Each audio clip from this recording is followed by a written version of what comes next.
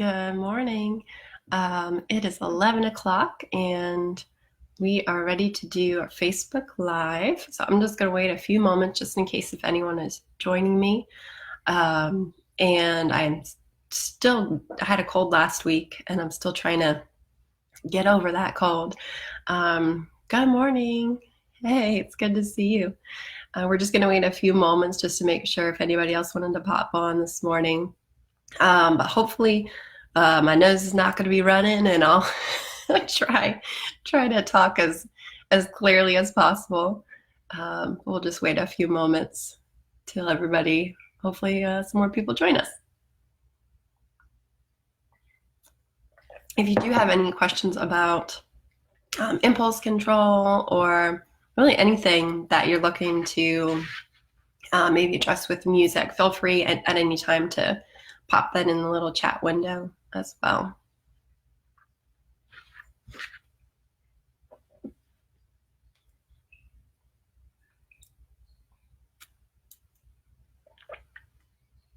All right. Okay, so today what I want to share with you is just a few tips really that you can add to your parenting toolbox.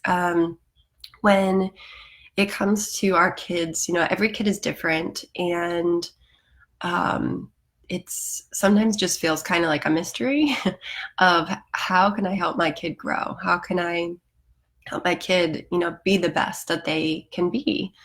And people are so complex. So it's sometimes it just feels overwhelming. So that's why I'm here, because I want to help you feel less overwhelmed. I want to help you feel like you can enjoy the relationship that you have with your child. And one of the ways you can do that is through music. And thankfully, you can also help them grow so many important skills through music as well. So this week, we're going to be focusing on impulse control. And I just want to give you a few different ways that you can help support your child with impulse control.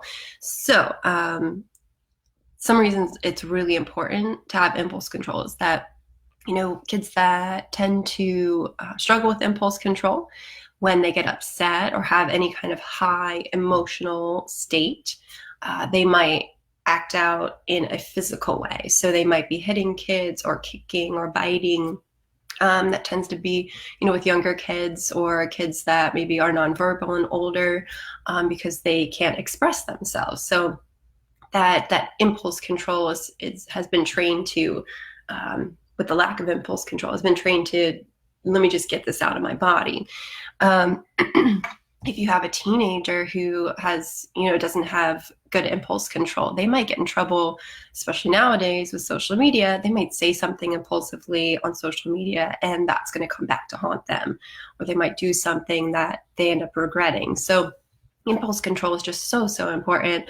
With my kids, I have two 5-year-old boys that if you've ever met them and you know them, their energy never stops. It just never stops. From the moment they wake up, the moment they hit their head on that pillow, it doesn't stop. And whenever they're very physical. They love to, they need that physical input.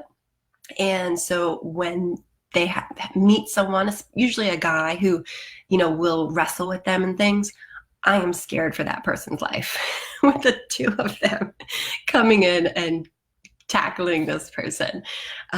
So that's where I'm coming from, having these two very high energy boys that they need to work on impulse control, or they literally will hurt someone when they team up to wrestle them. They don't mean to, but what happens is that if you think of, there's these things called zones of regulation, where green zone is like an optimal, you're happy, you can learn, you're ready, you're in control of your body. And what happens is when you get to that yellow zone, you start to lose some of that control of your body. And my mom's on. Hey, Mom. I don't know if you remember when you were a kid and your mom would say, somebody's going to get hurt. You were probably in that yellow zone. of that starting to lose some control. And inevitably, if you don't get back into that green zone, you're going to get to the red zone. And the red zone is pretty much where people get hurt, where you don't have any control of those impulses. And that's when you don't necessarily mean to, but you're overstimulated, kids overstimulated, and you just can't control your body anymore. So that's why impulse control is so important, because we need to train our brains to be able to control our emotions, our body parts, all those things. Now, the thing is, our brains normally developmentally don't have it's an executive functioning skill. And so our brains aren't fully developed in that area where impulse control is until the early 20s. So that's why teenagers even still make really poor choices, because that part of their brain is not fully developed yet. So this is not going to have a magic impulse control button, but it will help when you use music and you use different games and strategies for your child to help strengthen their impulse control. It can help them, but it's not going to be like, I'm 25 now, I have perfect impulse control. It's just not going to happen. But you can do things to help support them along that road to, with their brain development. So today I want to share with you just a couple really easy ways that you can use instruments to help support impulse control. If you have a child who loves playing instruments, then this is definitely going to be a win with them. So some fun games that I like to play with my clients. If you have, I'm going to grab some instruments here. Now keep in mind, any instruments will work for this. I even grabbed, just to show you, like, you can, if you don't have instruments, you can use a Tupperware. You can use anything. You can even just use your table or the floor to make music in these experiences. So you don't always have to think inside the box. You can think creatively. Whatever makes sound, it can be an instrument, especially with kids. It's really good to be creative and imaginative in that way. So with my clients, what I will do is say I'm going to start simple. Say I'll pick one instrument, and in this experience, it would work on impulse control, sustained and alternating attention. So sustained attention, we need that for learning, to being able to stay, engaged. But then alternating attention is when you can go from one thing to another. I'll show you that in a moment. And then auditory perception, that's training your ear and your brain really to be able to process information. So you're going to be doing all those things in this simple experience. So the object here is, you want to be really clear about the directions with your child, because otherwise, that's not fair if they don't know what's expected. So be really clear that the object is, when you hear a sound, then you do a certain action. So if you want it super simple, when you hear the tambourine, when you hear me play the tambourine, then you play. That's the simplest version. And doesn't have to be anything, professional musician. Just play a beat. When you hear me, and when I stop, you stop. It's that simple, that they have to stop playing when you stop. And that is working on impulse control, because every time, I don't know if you've ever been around kids with instruments, but as soon as they see them, especially drums, tambourines, really anything, they want to play it. And it's so hard. Even adults I've seen a lot, they want to play those instruments as soon as they see them. So they're working on that delayed gratification, that impulse control when that instrument is in front of them. If your child needs to if you need to support their impulse control initially, you can, hold it and then let them play. And then they have to wait when you're playing. So even that turn taking is working on their impulse control, where they have to wait. They have to wait for that ability to play. Now, if you want to make it more complex, you can each have your own instrument, and then they have it right in front of them, and they have to wait till you're done. So this is also working on rules of communication. As me in music therapy, we hardly ever work on one goal, like in a box. We typically work on many things in a moment. So we're working on rules of communication. When I talk,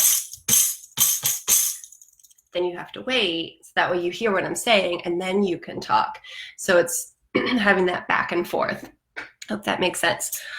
So if you want to make it more complex, then you can have even more instruments. I'll show you. If your kid is very active, like my kiddos are, you can also do movements instead of just playing instruments. So it would be, when I play the tambourine, you jump. When you hear the egg shaker, you sit down. You know, it could be any movements. I would focus on, you know, what your kid seems to need at that moment. If they need to do some marching, I've talked about before how some kids need to get that input into their muscles. So if your kids need to get some energy out, have them march. You're giving them a structure that's going to help them stay a little more grounded. So it could be, when I play the tambourine, you're going to march. When I play the egg shaker, you're going to sit. And they have to sit that whole time while you're playing the egg shaker. That is using impulse control. And they're going to have to wait. Now, something really important is to give them a turn after they understand the rules, to give them a turn to be the leader too, where you're going to be using your impulse control and they can use some leadership skills and have that sense of control and choices, and you're allowing them to have creativity in picking the instruments and the movements. And so this whole time you're working on impulse control, you're working on choice making and giving them that leadership skills, you know, giving them confidence that they can be like a conductor. They can make up different games, and all these are super important pragmatic skills that kids need to develop. So I was going to just talk about impulse control, but it's nearly impossible because everything is connected developmentally. So those are two different ways that you can use the instruments. If you wanted to vary it up a little bit, or if you have older kids, you could even use recorded music. And, you know, when the music stops, then you stop playing, you could jam along with the music, you know, and when the music stops, then we freeze. It's kind of like freeze dance, but it's freeze playing. Or you can also play different beats. So again, be super clear about the directions to start with. And this will work better usually with some older kids, but you could play, say, when I play this beat, then you play the tambourine. When I play this beat, then you play the egg shaker. So it's also using that working memory where they have to remember the rules of the game. And they have to really, that auditory perception, they really have to listen for the different nuances of the beats. So those are three different ways that you can expand on the instrument playing for impulse control. I hope that all makes sense. Does anybody have any questions? Thank you all so much for joining me. Does that make sense? Yes? No? You send a little emoji. Let me know if that all makes sense. Or a little thumbs up maybe, so I know that I made sense in this video. So, any questions? Nothing? All right, so to recap, you can use instruments to support impulse control. And practicing that impulse control is going to help teach your child's brain, thank you, is going to help teach your child's brain to delay gratification, to wait, which is an important skill that they're going to need through life to stay safe. So it's really, really important to support them. Again, our brains developmentally aren't going to be, at our highest impulse control level till our early 20s. So don't worry, it's okay. But we can still support our kids in the meantime. So 3 ways. One simple is pretty much just taking turns. I play a beat, you play a beat. Okay, back and forth with one instrument. You could give your child their own instrument, then they have to wait while I play, then they play, then I play, then they play. Again, that's going to use a little bit more impulse control because they have the instrument right in front of them. You can make it a game where each instrument symbolizes a different movement or symbolizes a different instrument, that when I play tambourine, you play your tambourine. And when I switch to the egg shaker, you play your egg shaker. So again, that's working on alternating attention, being able to go from one thing to another thing. And also that impulse control where, oh, I need to follow what she's doing. I can't go with my own urges of, no, I want to keep playing the tambourine. Make sure that you do give them a choice to be a leader in that. And that'll help if there is any sense of like, oh, I don't want to do this because mom's saying I have to do it this way. If you say, hey, do you want to be the leader? After they know the rules, that's going to get them to buy in. So I encourage you to do that. And then last, if you want to use recordings where when it's like a freeze dance, but a freeze song, when the music stops, we stop playing. When the music goes, we keep playing, and you could just jam out.